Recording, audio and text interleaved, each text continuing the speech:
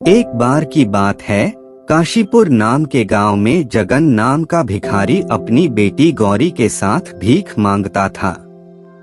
जगन को साफ दिखाई नहीं देता था, इसलिए उसे कोई काम नहीं मिलता था। वह अपनी बेटी को साथ लेकर भीख मांगने जाता था। गौरी को भीख मांगना पसंद नहीं था, वह पढ़ना लिखना चाहती थी। जब वह सेठानी के घर भीख मांगना जाते, तब उसके बेटे राजू को पढ़ते देखकर उसे अच्छा नहीं लगता। यह देख सेठानी ताने देते हुए, हरिया देख दरवाजे पर वही भिखारी होगा, उसे भीख देकर भेज दो। वैसे ही बीमारी फैली हुई है, कहीं मेरे बेटे को उनकी गंदी बीमारी न लग जाए। यह सुनकर वह दोनों वहां से चले गए। गौरी अपने पिता से पूछती है कि पिताजी, सारे लोग हमसे दूर क्यों भागते हैं, क्या हम गंदे लोग हैं? पिताजी बोले, अरे नहीं बेटा, बुराई तो हमारी गरीबी और इनकी सोच में है। गौरी बोली, पिताजी, एक दिन मैं डॉक्टर बनकर आपकी आंखों का इलाज करूंगी और इस गांव में एक अस्पताल भी खोलूंगी।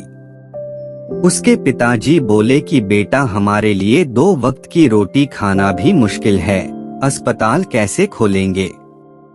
तभी उनके पास एक औरत आती है और गौरी को कहती है, अगर तुम हमारे टॉयलेट साफ कर दोगी तो मैं तुम्हें कुछ पैसे भीख में दूंगी।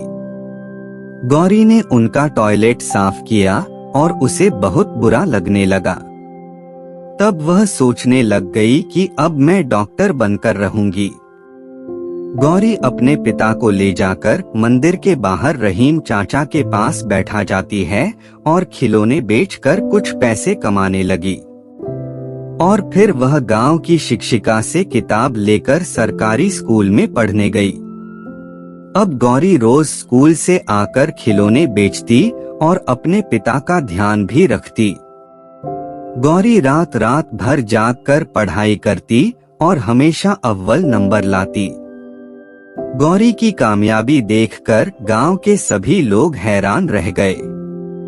धीरे धीरे गौरी बड़ी होती गई और कॉलेज में दाखिला देने के लिए परीक्षा देने लगी।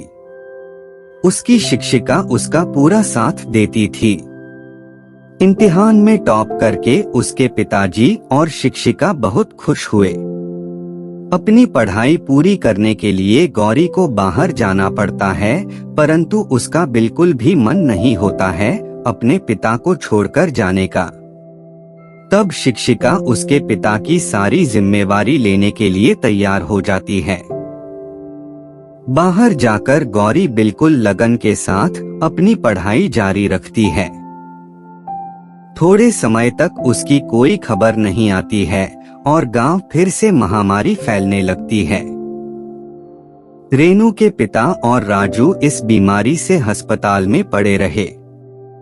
वहां कोई भी डॉक्टर नहीं आ रहा था। इतने में एक नर्स आकर बोलती है कि आप दुखी मत होइए, आज हमारे अस्पताल में एक बहुत बड़ी डॉक्टर इलाज करने आ रही है।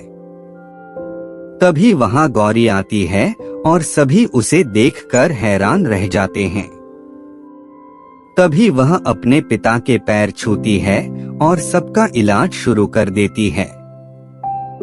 सबके ठीक होने के बाद गौरी अपने पिता की आंखों का भी ऑपरेशन कर देती है और रोशनी वापस आ जाती है। गौरी को देखकर सभी को शर्मिंदा महसूस होता है। सभी उसकी कामयाबी को देखकर बहुत खुश होते हैं और उसको माला पहनाकर उसका सम्मान करते हैं। तो दोस्तों, इस कहानी से हमें यह सीख मिलती है कि यदि गौरी के जैसे लगन, मेहनत, दृढ़ निश्चय से काम को करे तो हमें कामयाबी जरूर मिलती है।